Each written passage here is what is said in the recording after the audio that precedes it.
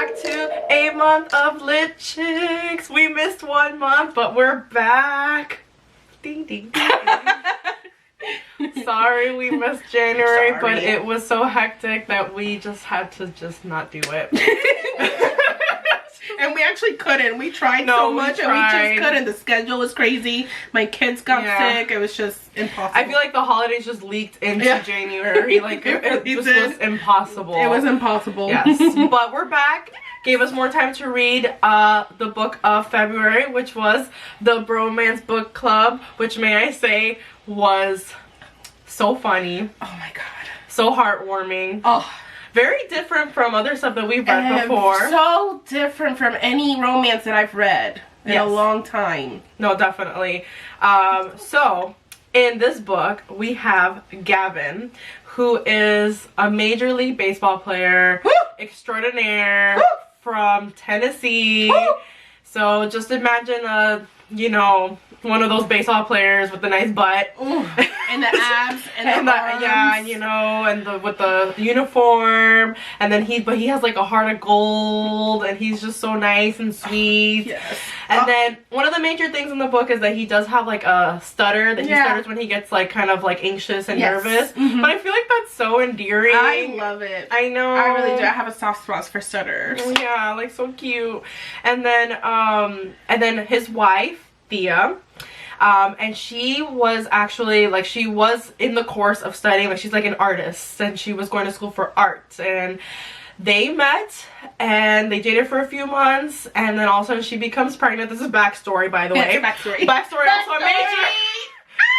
major theme in the book. Then you know. I feel like this is like bookception. Yeah. Like the whole time it's a book, but then it's talking about books, and then it's talking about the romance. The romance. We can like slow motion and make this video trippy. If I knew how to edit that, but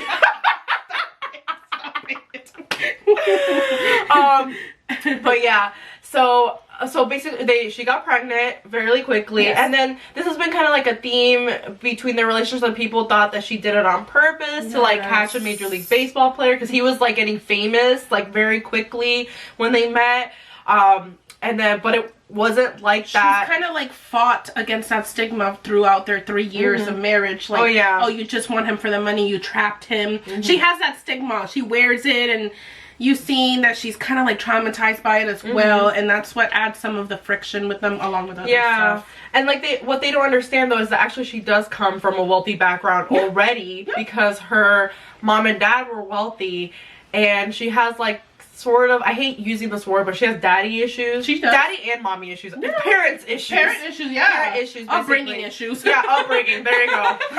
Upbringing issues, because her parents divorced, and her mother was just they were both very selfish. Her parents were. Yes, they were. Her mom never really got over the divorce, and always like blamed, them and just a bunch of stuff. And then the dad remarried like 50 times. 3 times, I just like I like to exaggerate, but he remarried so many times. He did. They were raised kind of by their grandma, so she has that backstory going on, and she has these issues that she's dealing with. So basically what happens, 3 years into their marriage, they have lovely kids, twins, they have a really nice house. Picture perfect marriage. Picture perfect marriage. But like Carla said, all the stresses of, all of these added things and the backstory, and then Gavin always being away, being a baseball player, going on, the games and traveling, photo shoots and stuff like this. And, it took a toll on Thea. Yeah. So then it takes a toll on their marriage in more ways than one, but one of the main ones is in the bedroom. Yeah. And then something happens one night after a really big game, and Thea and Gavin have a very passionate encounter. Yes. And she finally has the big O. The big O for the first time in like 3 years. Yeah.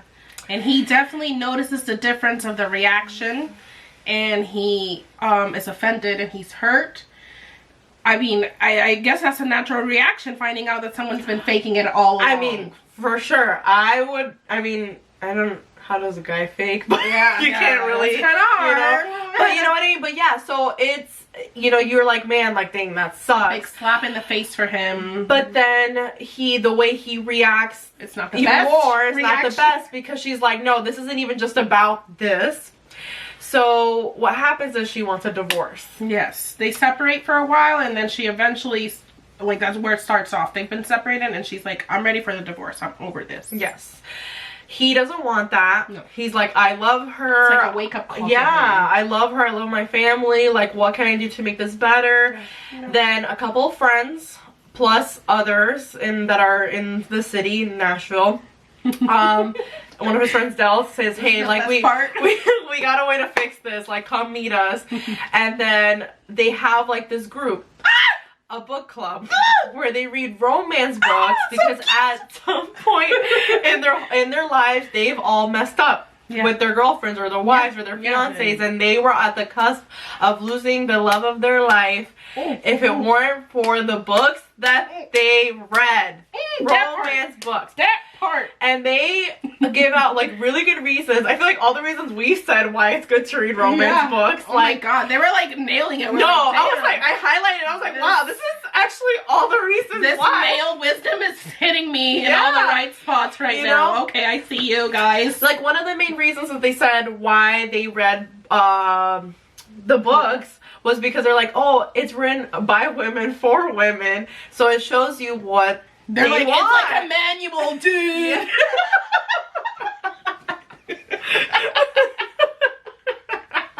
It's true though. Honestly, boyfriends, take note, please. Yeah, I mean, come on now. Read this book. Actually. Come on. Take note. I mean, read these ones. You know, maybe not 50 Shades. Yeah. Read like the other ones. Because I'll spank you. Love it. I love it. So they're like, you know, read this book. Your first assignment, like, read this book and then learn something from, like, each chapter, and then we're gonna use what is in the book to help you, save your marriage, save this family, and not get a divorce because you love her, right? And they're like, yeah, and she's like, okay, but he's like skeptical at first. Yes. He's like, I don't know what you're talking about, romance books, like, whatever. And these are all like big guys, like, really, like, stars, celebrities, like politicians and like his fellow teammates and, and guys from other teams. It's just like these big testosterone run males just meeting and talking about romance, fluffy romance. Yeah, but it helps. Oh my God, I love it. That's like my dream come true. Yeah, I know. I was like, can this actually be a thing? I'm pretty sure this is a thing somewhere. I hope it is. Somewhere. Because there's nothing hotter than a group of guys. You know, this is me, Carla, saying a group of guys that's hot and successful, but then they're meeting to talk about romance books? Are you kidding me? Done. That's like the best thing ever. I love it. Yeah. So they're basically doing this, and they help him, you know, so in the book there's like alternating chapters that he's reading, like this Regency novel, like a bodice ripper. And you can see like a little sneak peek of it in the back of his pocket right there. It probably fits in his pocket because he's ginormous and muscular, and me, it's like in my hand. And so you kind of see like the story kind of mimics. He literally takes what he learns from there and applies it to how to save his marriage. And, you know, you kind of go from there. You see if it works, and if it doesn't, sometimes it does, sometimes it doesn't. Because Thea is also a force to be reckoned with. Woo! She is like, I am not giving in. This guy is leaving my house. I didn't have a stable childhood. My daughters will. I am not gonna have this. I'm going to school. I'm going to Vanderbilt. I'm gonna get my degree. I'm gonna forget these baseball wives. Forget Gavin. I am a strong, independent woman. Yes, girl. Yeah. Yeah. So it's hard because she's like not giving in to Gavin. Gavin's like, but I love you. As much as his heart is set on fixing it, repairing, and not divorcing, she has an equal amount of strength and devotion to divorce, to move on. on. Yeah. So it's like opposite forces. Oh yeah. But you know how we love when people hate and love each other. It makes for the greatest chemistry. That's my kind. That's my type. That's my type. You know, no, it's amazing. And so yeah, so we see from there how it goes. Yes. And we get basically like 3 stories in one book. Oh my god, it's so good. I love it. For my scatterbrain. Yeah, I love it. Oh my god, this the countess, the court, the people, the cabin. Oh, sexy factor. Ooh. Ooh. Ooh, girl.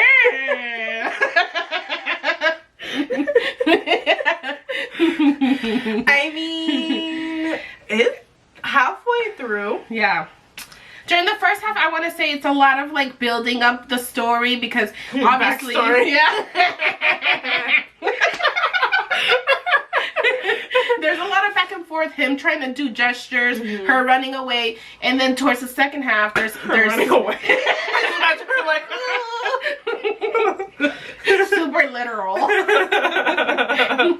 And then towards the second half, like things start getting put into play, so to speak. Baseball talk. I'm a baseball mom, so I know the talk sometimes. Not really, but okay. Not really, but he put it into play. And the steaminess gets steamy. Yeah, because you see, like, as he keeps reading the book, The Bodice Ripper, like, things also progress in the book. Yeah. So the sexiness begins to progress, like, as he amps up not the seduction. What they say is, you're not seducing your wife, you're courting her. And I love that, by the way, because I think it is so important to court people. Like, people like to be wooed, whether you're a guy or a girl. Like, it does not matter. You like to be wooed. And so, as the wooing commences, it starts to take effect. Yeah, no, it does. I mean, even at a certain point, she's like, "Wait, why am I reacting this way? Yeah. What? What? Like, why does he look good in those jeans? Yeah. Why is he making pancakes? Yeah. You know, like, and it gets, hot and heavy. Ooh. It gets very hot and heavy. I would say a 5, because when we finally get the scenes and get the moments, those moments are descriptive in the best way. Very like spicy and saucy, where you're like, ooh, okay, I like these details that I'm reading right now. Yeah. And I think it has a lot to do with like because he's also trying to learn, and I feel like you don't know if he's learning if you don't actually write out what's happening. Yeah. How do we know if he's doing it right? That's true. If he doesn't, we don't know what he's doing. Yeah, exactly. There you go. That's it. So, yeah. So I agree with Carla. A 5. It's definitely very sexy, but in a good way. In like a really good way. In a really, really good way. Definitely. So then, masculinity factor. I would say none of them are really toxic. I mean, these guys here, the group of guys that we follow here, they're trying their hardest. They're trying their damnedest, and they're reading manuscripts written by women for women to better themselves. So I would say they're like a 3. No, they're a solid 3, because they are actually not wimpy, not super toxic. They see their faults. They see where they lack, and they're trying to fix like their relationship. Like what? It's just it's perfect. Exactly. I'm like, it's perfect. That's all I can say. Like, this is the best gesture a man can do to better himself, and do it around the way that the wife is too afraid to talk about. So they're gonna go in and read the stuff that we like, like to better themselves, to better the relationship. Yeah. Like, come on now. No, it is perfect. You deserve a gold star. For trying. You're trying. Yeah, just for trying. I think that's ultimately what you should get out of this. If anything, it's just you do what they do. Just try. Just try. Do the leg work like they're doing. Sexy legs. And then movie rating. I would say we were just saying an R. I think it's definitely an R. I mean, it's very adult content even before the steamy stuff comes from, because they're reading the book and they curse like you said, and they're out here doing adult stuff. Yeah. So I would definitely say an R if this would be made into a movie. No. So takeaway lessons and quotes. All right. So I feel like this quote, I highlighted half the book, I think. Pretty much. Yeah. Pretty much. But I feel like this quote is like very like the center of this book. It's like the definition of this book. Why this Bromance Book Club exists. Why? So that way they can just, like we said, make themselves better, try harder, fight for your marriage, fight for the love of your life. But also how we feel about romance novels. Why we like it. Yeah, why we do this. Why we talk about romance novels. This is a reason. This is why we do this. Exactly. So this is during one of the book club meetings, and why they're trying to convince them to, hey, like, join this book club. We're going to help you. This is why these romance books are good for you. So they say, romance novels are primarily written by women for women, and they're entirely about how they want to be treated and what they want out of life and in a relationship. We read them to be more comfortable expressing ourselves and to look at things from their perspective. Oh my god! And I mean, again, this is why we do what we do. It's because we gain something from the books that we pick. You know, we don't just pick any random book. Like, we do our research and we pick books that we're actually going to learn from. Yes. And whether it has a happily ever after or it doesn't, if it's about love, you're still going to learn something from it, because, I mean, we're just one of those people, we really believe love makes the world go round. It does make the world go round. Sometimes that's all you have, like, to give to people, to family, to lovers, you know? So that's why we do this. And I feel like that's a good gateway to to my quote. That's so sweet.